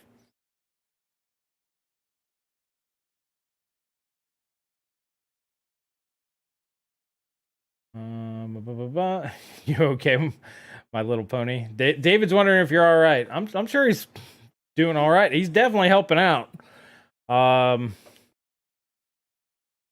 Chris is 180 fair price to sell an i7 7700K. It's only a fair price if there's somebody willing to pay you that much for it. In reality, I would say, I mean, let's put it this way: the i3 12100 for about $100 or 12100, I mean, for about $100 is as fast as a 10600K. Overclocked. It really kind of puts everything in perspective. But, you know, if somebody was going to pay me, let's say $180 for my 12100, would I say no? Of course I wouldn't. I would take the money and be like, thank you, have a nice day. 10850Ks or 220 to 250 on Amazon. Yeah, but, you know, as we just saw, you can go to Amazon right now and get the 12600K, which is faster. And then for, what was it, 280? 270, 280, 275, something like that for the 12700K, which is way faster. Yeah. The only reason to get like a 10850K is if you can get the board at like a really, really good price. Like, what was it? I got the Unify X, the Z590 Unify X off Amazon or not Amazon, off eBay for $129. And I was like, this is a really nice board. It's got tons of IO. And that is a pretty damn good price. It was an MSI refurb, so it wasn't even like, it wasn't actually used, but it's not new. But it was refurb direct from MSI. And it was $129 shipped. So that was the whole thing, $129. And even that, I was like, that's a bit much. Because, you know, when you look at Alder Lake and Raptor Lake, they're just so much faster. And when you look at like Zen 3 is about on par as well. But if you can get those cheaper, and at the time you can get B550 boards for like $80, I'm like, And also back then AMD stuff was selling. By the way, nobody wants AMD anymore.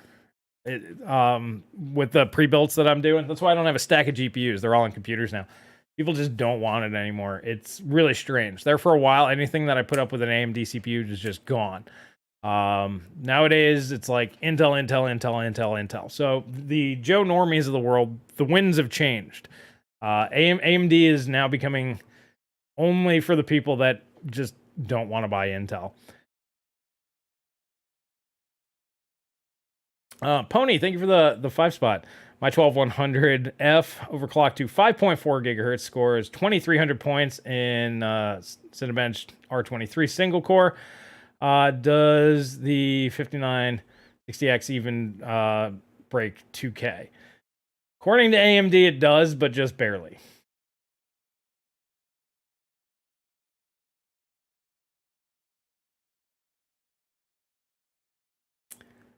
I was happy to pay $340 for my Gigabyte Aorus Master X570S. It's a lot for those boards. But yeah, I know those high-end boards, they're just expensive.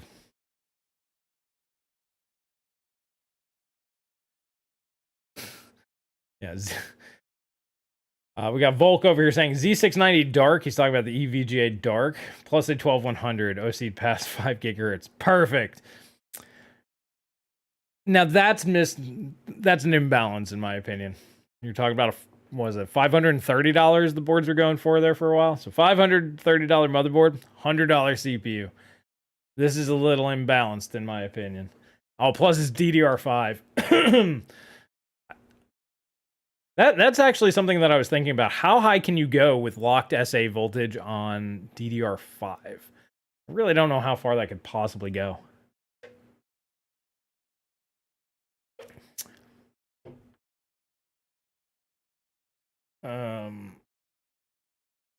Daniel, he's asking if I could do LG OLED review stuff. It's too subjective, man.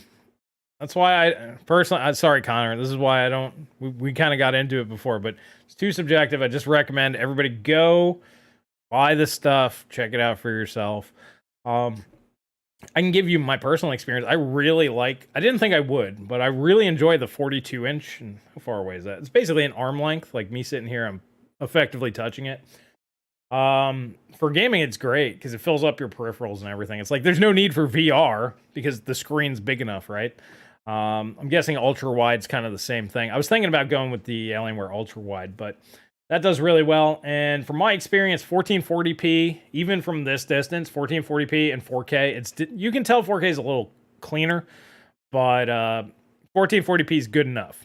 The internal upscaler of the LG OLED does really well. But the biggest surprise to me is this big of a display, this close, actually does work. So that I found interesting. But once again, that's my subjective opinion. You might test it out and be like, I hate this. So I need to be further away, or maybe you want something bigger. Everybody's different. Sorry, guys. I just need to clear my throat there for a sec. Kaiop901, thank you for the 5 spot. Lately, these days, there's been stutters on new releases and games using Unreal Engine. Yeah, what's going on? And will this fix with direct storage? No, it's just it's VRAM limitations that I found on Hogwarts. I didn't test some of the other ones, but yeah, you're going to get shader cache stuttering. This is becoming more prevalent. As games use more and more shaders, this is going to become worse and worse and worse as time goes on. And there's really no fix for it. Faster CPUs. That's really all you can do. It's just like with emulation. You might play one game on RPCS 3 and it runs perfectly buttery smooth the whole time. You don't notice, the frame caching or the shader caching. But then you might try a completely different game and it's unplayable. And you just need, 2 or 3 times higher single thread performance. Because it's all single thread too, by the way. Multi-thread's not going to help. So you just need massive single thread performance improvements. And what most game developers will keep doing is just keep pushing, their games even further as time goes on. So even if CPUs get faster, they're going to use those resources and abuse it anyway. Your only real option is frame caps. Stop running with unlocked frame rates and figure out what your 1% lows are and frame cap. It's really the only fix for it. If you want it like completely gone, that's the only real option, or like 99% gone, because you're still gonna have 1 or 2 here and there. It's just like even if you played Halo Combat Evolved, how old is that game? The save stutters, the checkpoint stutters. I'm using PCIe Gen 4 NVMe, 74, freaking megabytes per second. It still stutters like I was using a hard drive. It's just part of the game, so a lot of it just can't be fixed. Now, we are going to have a game developer. He's actually working with us over on Techonomics. He will be joining us in the next couple of months. These are the type of questions I want to ask him. I'm just basing my answer off of my experience testing games for probably about 25 years now, somewhere in that neighborhood. And that's my personal experience from the outside looking in. I want to hear it from the guy on the inside. He'll definitely be doing that. So if you're not subscribed over there, links are down below, and we will be asking questions like that.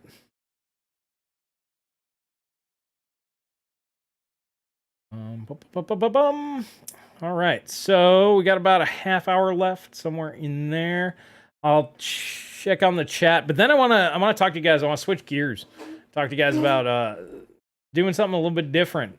Talked about it before. Focus more on undervolting and setting power caps. I want to build gaming PCs to compete with consoles in terms of performance and power draw. So those are about 200 watts for the complete system from the wall.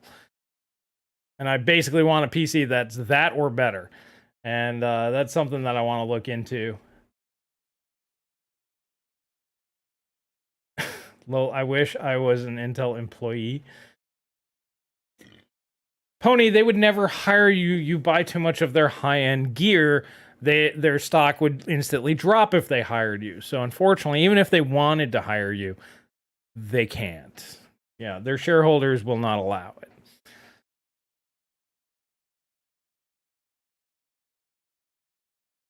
How do you avoid burn-in?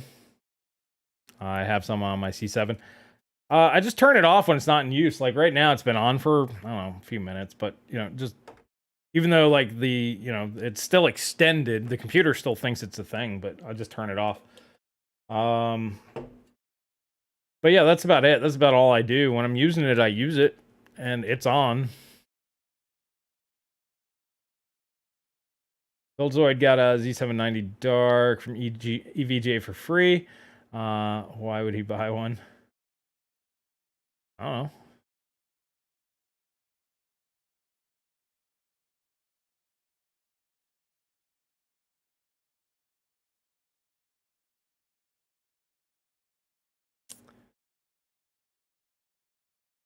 Conflict of interest. Well, if you guys didn't see Ivan's video over there on frame chasers the other day, I mean, the conflict of interest is inherently built in. We just, for years, always kind of assumed that I guess you could say the goal was to educate and deliver the best possible advice to the user base, the viewer base. And I mean, for a while now, we've all kind of figured out that that's not the case, but he put it very succinctly in his video. So I recommend that you guys go check that one out. Everybody's just out to make money. I mean, anybody who does it as a job, everybody's looking out for themselves. So that's why I always recommend, no matter what, just buy something old that somebody has reviewed. Test it yourself and test against their numbers. You can, because most places will put even like driver revisions in the stuff. So it'd be like, oh, they're using, this version of NVIDIA driver. Maybe they're using like 508 or whatever. And double check. And like I said, what really got me down this road was when I tested the 5960X against the 3700X. I think it was early last year. I was just, I was assuming that the 3700X was going to beat the pants off of it, because this is what the mainstream narrative was. Zen 1 was Haswell E, Zen Plus was Broadwell E level, Zen 2 was matching Skylake, and Zen 3 was faster. Turned out Haswell E was significantly faster than Zen 2, which just completely shattered the narrative. And that's when I was like, okay, if they weren't right about this, what else were they wrong about? And then I went down the rabbit hole. Memory. Memory's a big deal. You tune your RAM, you get an extra 10 to 12% extra performance. Just for what, like 30, 40 extra bucks? You do that. And then CPU overclocking another 5%, GPU overclocking another 10%, 12%. And then when you start compounding all of these things on top of each other, you get a significantly faster system than the out of the box, to the point where it doesn't even make sense to do out of the box anymore. So yeah, you guys definitely have to test for yourself at some point. It does cost money and it does take time, but if you want to trust anybody, you have to verify that they're telling you the truth. You can't just implicitly trust anybody.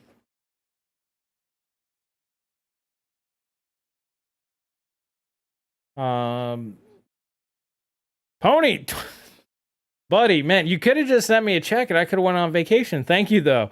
Thank you for the 20. He said, life hack, any DDR5 6800 plus is guaranteed to be A die, 100%. All ADI OCs about the same. Just set the timings manually. Copy the XMP settings from a higher bin kit, and you don't have to tune manually. No need to overspend. Yes, this is true. MDI, yeah, pretty much crapped out at 6600. So you're not gonna, yeah. So if you buy a 6800 kit, you're good.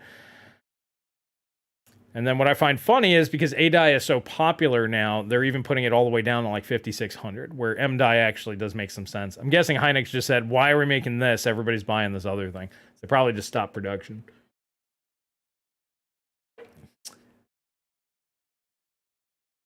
PC Tech is fun when it's cheap enough to play with. That's my favorite part. That's why Phil over at Phil's Computer Lab, you know, like, he doesn't test the new stuff, really. He tests the old stuff. He'll go on eBay and buy, you know, like the 5960X, for example. They're $55. We talked about that last week. That was like a $1,000 CPU less than 10 years ago. Now you can take it and hit it with a baseball bat and not even feel bad about it, right? So you can do pretty much whatever you want.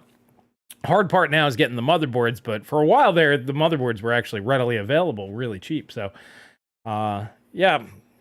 That's the best. Yeah, buy something that you don't care if you blow it up. And have at it. Blow up a computer.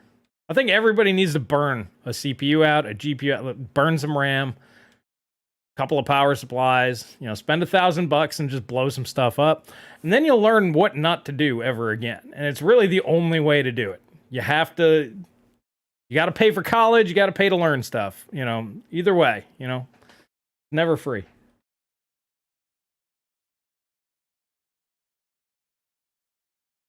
All right, Goal, thank you so much. He said, I would love to test, but it eats a lot of my gaming time. And lately have very little. Sometimes being grown up sucks. Well, that's the other option. I mean, but you don't really worry about it, though, right? You're having fun gaming. It's not like you're online going, I need to know all of the information and this and that. You just come and hang out, Goal. And, you know, I chat with you in Discord, and it's all good fun. You don't take it seriously. There's a lot of people take this stuff a little too seriously, in my opinion. It's supposed to be fun. And if you have more fun doing something else, do the other thing. Quack, yeah, I screwed up some RAM recently. Yeah, I mean, it's gonna happen. It's okay. That's why I also never recommend buying anything that you can't afford to blow up, right? That's why I don't buy like $700-800 motherboards. I'd be very upset at that one. But $100, $200, maybe even a $300 motherboard, it's not exactly the end of the world.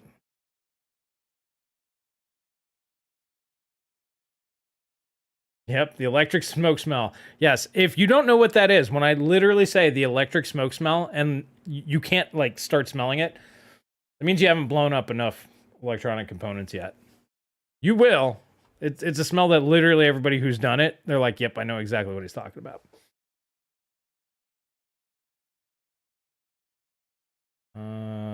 Rip my RX 580, don't know why it died. Well, sometimes they just go on their own. I mean, some things do just die. My Little Pony, thank you for the 2. He said, what is this gaming that you speak of? Well, you're a different breed. You're not the gaming type. But okay, this is going to be a good transition into kind of the other thing that I want to talk to you guys about. And this is I want to get your feedback on this. So what I'm thinking about doing, and I was thinking about doing it last year as well, but we ended up redoing the kitchen and I had like zero money. I got a couple of bucks laying around now, so I can probably start getting into it. But what I'm thinking about doing is either making a completely separate channel or doing the content on here or kind of mangling them together. Because all the benchmarks are done. I have all the GPU information. We'll go over that in future videos. The CPU stuff, I have no interest in Zen 4 3D unless it comes out showing like 25 to 30% faster than the 5800X 3D. Basically, if it's significantly faster than what AMD is saying it is, then I might get interested. But past that, unless that's the case, don't worry about it. We kind of went over everything here today. There's better options from both companies at better prices. Go that route. That's my recommendation. So there's just really no point in me beating that dead horse. But what I want to get more into, and this is what me personally, in my personal life, when I'm not doing work stuff, I'm more interested in sort of, like I said earlier, getting into more like solar, running PCs off of battery power, basically not paying for that. And I know for a lot of people around the world, that's a big thing. They want to get into that. Eventually, I want to get to the point to just buying raw land, building up completely off-grid cabins and stuff, but I still want it to be capable to run things like gaming PCs and whatever. Like, I want that sort of thing. It's like I want the cake and eat it too sort of thing. So what I'm going to do is I'm going to start another channel for that sort of stuff when I'm doing the whole wood milling and that sort of stuff, buying the land and that sort of thing. But the tech side of it, I'm thinking about doing on this channel. Do you think I should keep it over there? Would you guys be interested in that kind of stuff? Kind of like gaming PC. Like Steve, I think, did a video on one of those solar backup things, but he didn't really go into how do you charge it? How does this panel do against this panel? How do you set something like this up? Is it practical? Is it economical? Like that sort of stuff.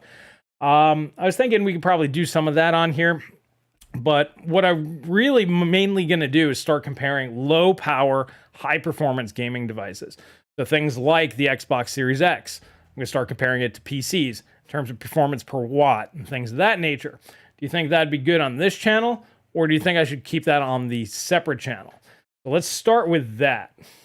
Homestead type stuff? Yeah, like homestead type stuff, self-sufficient sort of stuff is what I'm going to start getting into. Because this stuff just is boring to me, to be perfectly honest. It's been done to death. But going out and, cutting down your own trees, making your own wood, building your own house, and then selling said house for, I think I could probably double my money on that. So in reality, I think it's going to be a big moneymaker as well. But I'm going to have a lot of fun doing it, which is pretty good.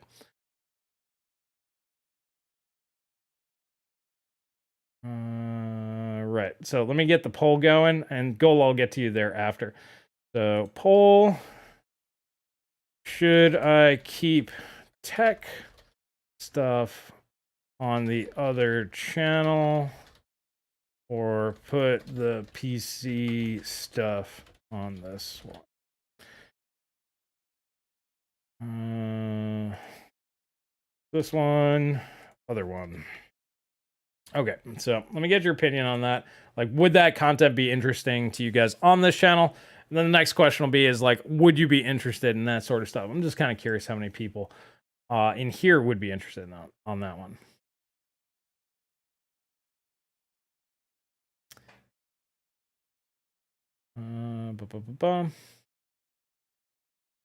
The folks said, tried building a PC off my car batteries, then went to the pawn shop and bought a $200 laptop.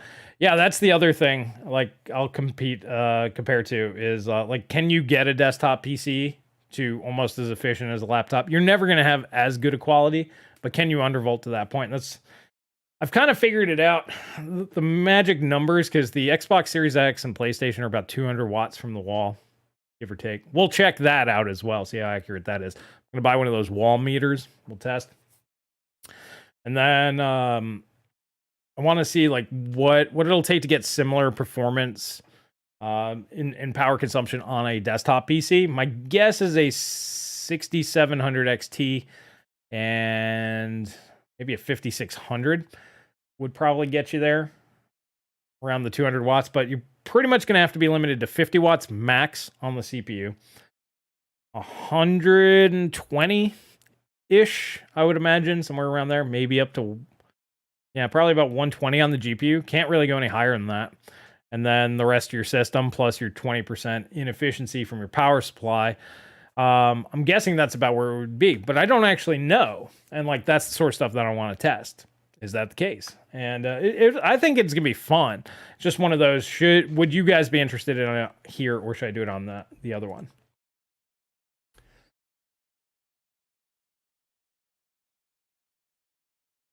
All right, so how many votes we got? Only 37 votes and 138 of you guys watching. So if you could please vote, just want to get your opinions on that.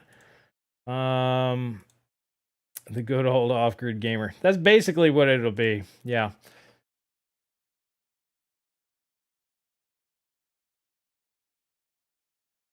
Well, like a lot of people are really interested in it. So, for example, I'll tell you guys on the other channel eventually anyway, but at least here in the US, you can buy just raw land most places. Uh, thank you, Pony. He said, well, I still got to get to goal. I'll get you here in a sec. The good old grid be gone gamer. That's actually a good one, too. I might steal that one. And then goal, thank you for the 25 pesos. He says the good old Shack in the Woods edition. Yeah, pretty much. Yeah, the other channel I'll do mostly outside because especially when the weather gets nice, I don't want to be inside. So I'll start doing like the videos. Like a lot of the guys out there will do it because they want to be out in the woods when they talk to people. Honestly, I'd rather be outside talking to you guys too. So kind of going that route. It'll be different angles, different sort of stuff, more like a vlog for the normal chat stuff. And then of course, when I'm doing like building videos or testing stuff, that'll all be done outdoors for the most part. So I'm looking forward to that. But it seems like a lot of you guys would like that stuff done here. Just kind of maybe put on, I'd probably put something on the thumbnail so you know what type of content it would be. All right, so most people did not want to vote on that one, but it's basically 2/3 of you guys saying keep it here. All right, and then let's do one more poll. I'm just kind of curious how many of you guys would you be interested in that kind of content? All right, just a simple yes or no on that one. I'm just trying to gauge what I'd be working with. Chris, you should move to Herman and start growing grapes. Well, here's the thing. Yeah, I'll start doing some stuff around the house here, of course. But the ultimate goal is to buy some land because what I was saying before is you can buy. There's a lot here. Well, it's about an hour and a half away. $5,000. It's 3 acres. Okay, so for $5,000, you can get yourself 3 acres of just raw land in the middle of nowhere. Now, granted, it connects into a gravel road, so you can get to that reasonably easy. And then there's highways around it within a couple of minutes. So it's not like completely in the middle of nowhere. It just takes a minute to get anywhere. So it's pretty much perfect. And I was thinking about picking that up and then building it up, putting, building the shack. It'd probably be a small two-bedroom house is what I'm thinking. And then full solar setup on it. And then, could do rain collection if well isn't an option, or dig a well or whatever. Basically make it completely off grid, completely self-sufficient. And I mathed it out, came up to, I don't know, $40,000 investment, something like that, which is a bit much, let's be honest. But I'm like, I could probably sell that for 100. And for somebody who's like, I just want a house where I can live and I have no utilities ever, 2-bedroom, decent stuff, I'm like, I could probably get 100 for that. And it would take a lot of time and a lot of work. But I'm like, that's the way of moving forward. You want affordable housing, go build it yourself. It just depends on your area and if land's available at a reasonable price point and if it has timber on it. Now, where I live, there's a lot of woods. So if you buy just raw land, there's going to be trees. So you can just make your own wood. My Little Pony, thank you so much for the 2. He says, if you overclock in the woods, does it make a sound? I don't know. We can test that out.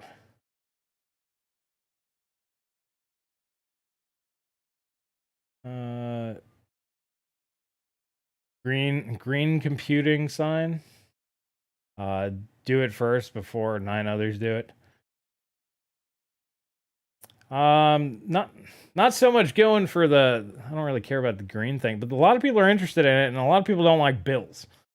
So, like I said, I think that there's big money out there for it. And then, over time, maybe you do 1 a year and then bump it up to 2 a year and then you do 3 a year and then you start doing bigger ones. Then I start hiring people. I got 2 young boys. They'll grow up. Hand them a business doing, I don't know, a couple mil a year, maybe. Let's put it this way. I could see that making a lot more money than this, but I still enjoy doing this. So I'm like, why don't I just do both? But they're going to have to merge. That's effectively where my mind's at. But 89% of you guys are saying, yeah, I'm interested in that kind of content. So cool. I'll end the poll. Not a lot of you guys voted, but apparently the people that do want to, that are interested would go that route. Me and Daz. Well, Daz is a little far away. But yeah, Daz kind of does the same thing. Overclocking chainsaws. That's right. We'll get more RPMs out of there. We'll find the right stuff. I'll get Ivan down here to tune. I'll pay him the $500 to tune the chainsaw, but I'm gonna need I'm gonna need it to cut through a little faster. He's gotta get me more what would it be? What instead of FPS? Somebody think of something clever. Stock clock undervolt CPU. Well, you're gonna have to go under. You're gonna have to go way under. In reality, you're gonna buy. I'm gonna test like 13900Ks at like 4 gigahertz or 3.5. Like you're going way down, but I'm gonna get the power super low, and that's one area where I'm actually interested in Zen 5 or Zen 4. I mean, because it's on the 5 nanometer. But it'll really show how much AMD loses when going MCM in terms of efficiency. Because if Intel's chips on their 7 nanometer, which is whatever, it's basically a node back. If it's competing with Zen 4 in terms of performance per watt on the super low end, MCM has just got to go away. This is the reason why they don't use the MCM stuff in laptops. I'm assuming it's not anywhere near as efficient, but we can test that sort of stuff out. Maybe create a second channel. Well, you mean third channel? I got multiple channels. Techonomics is a thing, which, by the way, links are down below. But yeah, that's. I was planning on doing that because I'm not going to do like, hey, you know, this is how, you know, I'm cutting wood or whatever. I bought a sawmill. That wouldn't make any sense on this channel. But me testing out computers for that sort of stuff, or testing games, or comparing to other low-power devices, that to me is just way more interesting. Plus, you know, the super high-end stuff is fun.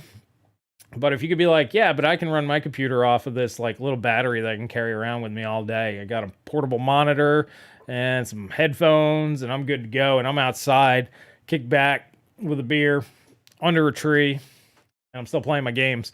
To me, that is just way cooler. That's way cooler than any PC like desktop setup that you can do. Is somebody kicked under a tree, you know, sitting there playing a game.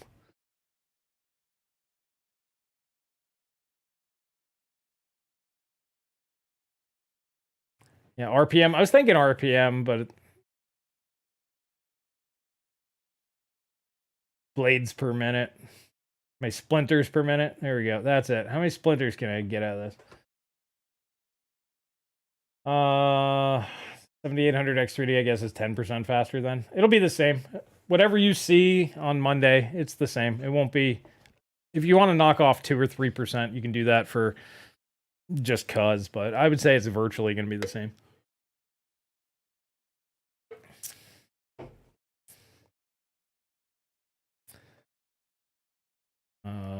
Intel has Crystal Well for Haswell and Broadwell U. That was 2 Deer SoC. Yeah, I mean, they got some really low power stuff, but here's the thing. I don't want to pay for it. So I'd rather spend $300 on like a 13600K, or recommend that to you guys, and undervolt the balls out of it, and then buying some of this like low power stuff, because they charge a fortune for that stuff. That's why we're going to be looking at, you know, normal stuff that you probably already have, what can be done. Yeah. Gaming in nature is low power. Nice. Yeah, I think a lot of people would be really interested in that. Now, the high performance stuff's fun. It's always fun to check it out. My Little Pony, obviously a very big supporter of the channel, which thank you so much, you freaking maniac. You know, he's the high performance guy. And of course, I like to know what the high performance is, but me personally, like, everything's I'm joking because I have really high-end components. Like, what do you game on? 12100 and an RX 6600. Perfectly fine for me. And, you know, I'm sure I could find something even more efficient than that, but that CPU only draws like 35 watts. And that graphics card, I do have it overclocked, so it does 120, but I could just turn that off. It's not really that big of a deal. That's a 100-watt graphics card. That basically already fits the bill, but I want a little bit more performance than that. Basically, I want what the Xbox and PlayStation can offer at a similar power draw. 200 watts isn't too bad, especially if you have a 2 kilowatt battery. It gets you plenty of time. Plus, monitor's going to suck up some juice and some of the other things that you plug in. So, if you can get, let's say, 8 hours game time, plus, maybe 2 solar panels during the day. So while you're at work, you charge up your battery, you can plug your computer in when you get home. If you can get 8 hours out of that, you don't pay electricity to play your games anymore. So that's basically just free. That to me, that's just kind of cool.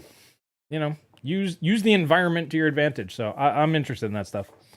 So that's why, like, on Techonomics, I don't know if you guys have noticed, like, I'm just like, there's nothing of interest here. I'm way more interested in like that sort of area stuff.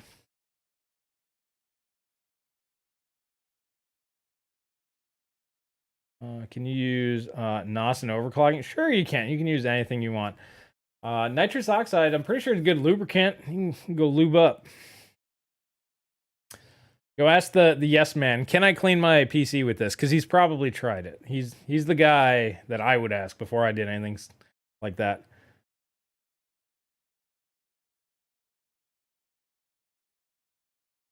Oh, Type 2 die, SoC way back when. Cost Intel bundle. Gotcha. Got a low power-ish and not optimized for it. 5600X and 6650X machine. That could probably be made to run at 200 watts. Yeah, but that's going to be slower than a Series X. That's why I'm like, need to get something faster. My guess is it'll take a 4070 on the 5 nanometer. AMD's out. They lost. MCM has killed their performance per watt with RDNA 3, so they're out of contention. NVIDIA is doing really good this gen. RDNA 2, way better than Ampere. So I would say for low power, those are probably going to be your two recommendations if you want high performance, low power. So for me, I like 120 FPS. I just do. So I want something that's a little bit stronger. I don't really care that much about resolution. 1080p is fine. 1440p ideal. Don't really give a shit about 4K, even on my 4K display. But yeah, so my guess is RDNA 2 and Ada are going to be the two best for that, but I'm kind of interested to see where they land. So I will be getting an RTX 4070.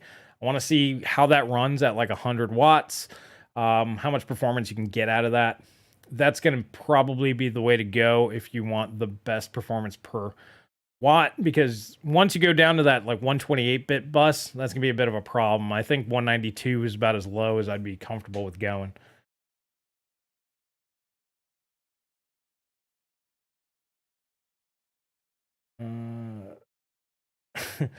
100-volt is so hard that you can run it with a bag of potato chips or a bag of potatoes. Yeah. Well, I don't even think you can run a Raspberry Pi off of that. Maybe. I think those are 15 watters. Might be too high.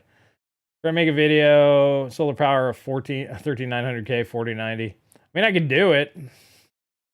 I'm definitely going to do the 13900K, but I think I'll do the 4070. The 4090 is a little bit overkill because you're wasting a lot of money at that point. It's like, okay, so you bought a 4090, so this way you could lop off 83% of its performance. Yeah, but it's still fast, right? Yeah. I think the 4070, I think you could probably get it down super low, but retain probably 80%. I don't know. Just going off of how well you can get, the 4080 and the 4090 down. Yeah, I think the 4070 will be the sweet spot for that. Now, price-wise, it's going to kind of suck.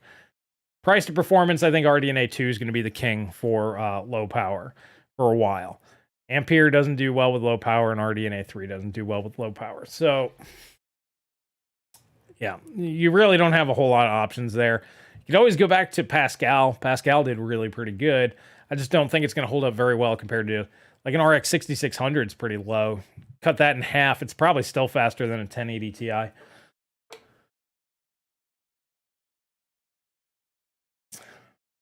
Not a 1080 Ti, 1050 Ti is what I meant.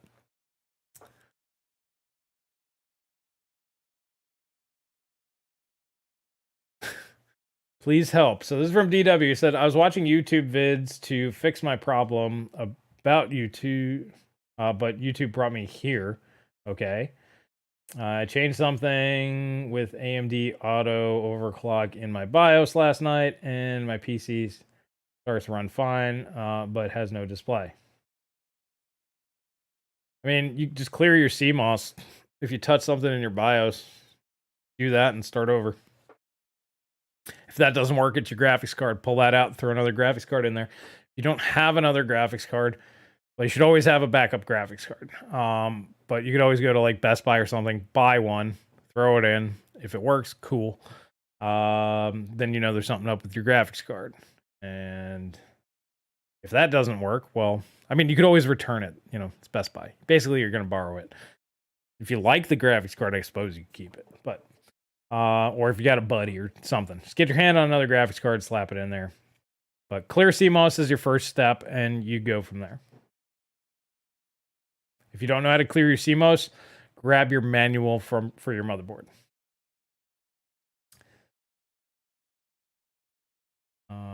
When E-cores get to Zen 3 performance, nobody will complain. Well, if they're not lying, Skylake and Zen 3 are about on par. So, assuming I just don't care about E-cores. But if they're not lying and that is true, then they're already there.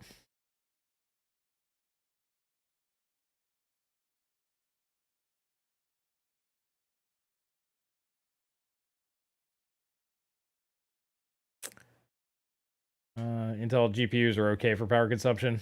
I mean, it's not bad. The A770 is 190 out of the box. It's not too bad.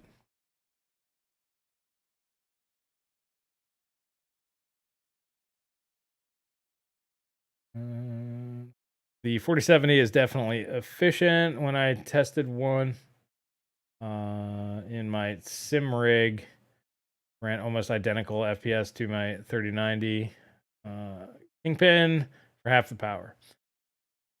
You got yourself an early sample on a 4070, or are you talking about a 4070 Ti? I'm guessing you're talking the Ti. I'm waiting for the non-Ti because we don't want G6X. G6X costs a lot of extra power. Granted, it will get more performance, but I want just a G6 192-bit Ada chip. Basically what the 4060 should have been. You know, which would have been fine at $350. NVIDIA's going to want $600 for it. So it's not going to be very pretty on the wallet, but for the use case, it'll probably be the performance per watt happy spot, as far as I could tell. Like I said, AMD, until you get to Navi 33, that one might be a little interesting because that's monolithic. That should be much better in terms of performance per watt than the other ones. But it's only on 6 nanometer. It's not on 5. So it might not be that much better. But that one, that's the only AMD GPU I'm interested in. It's the Navi 33. And like I said, the Ada 192-bit non-G6X would be kind of interesting. Yeah, 4070 Ti would be a good way to go.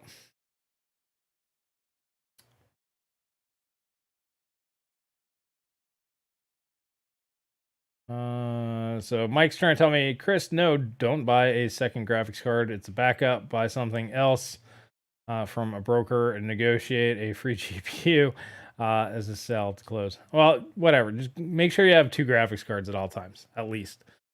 I have the RX 462 gig laying around. Doesn't require any power, so I don't have. You just slap it in. You just throw it in. You can do whatever you need to do.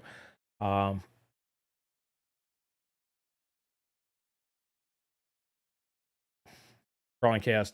Did he just say 196-bit? You know what I mean, 192.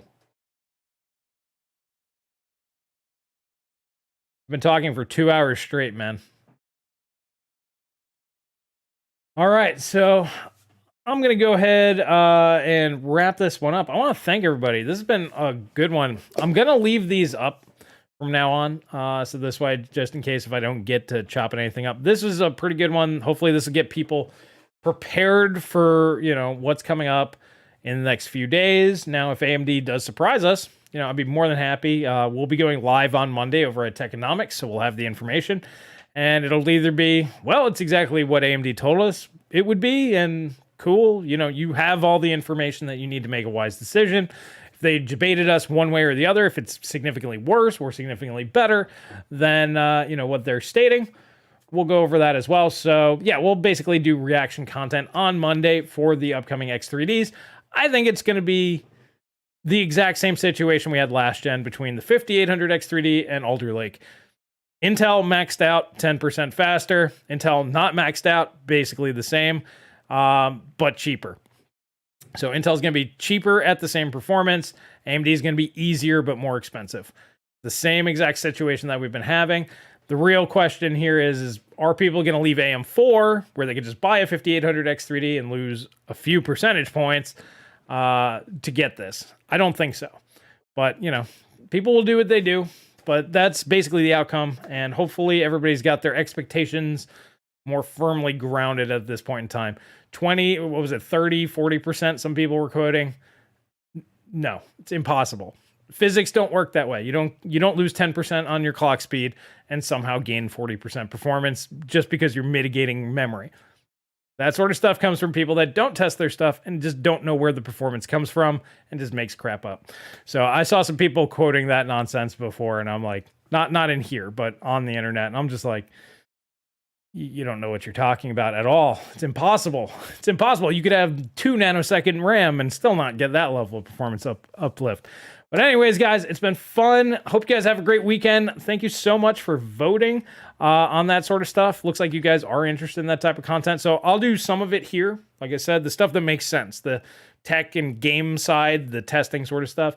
And then the other stuff will be on a new channel once I get that up and running, which will probably be here in the next month or two, once it gets a little bit warmer outside. So I can do a video over there once or twice a week. But anyways, thank you so much, guys. Have a great weekend, and I'll catch you guys in the next video.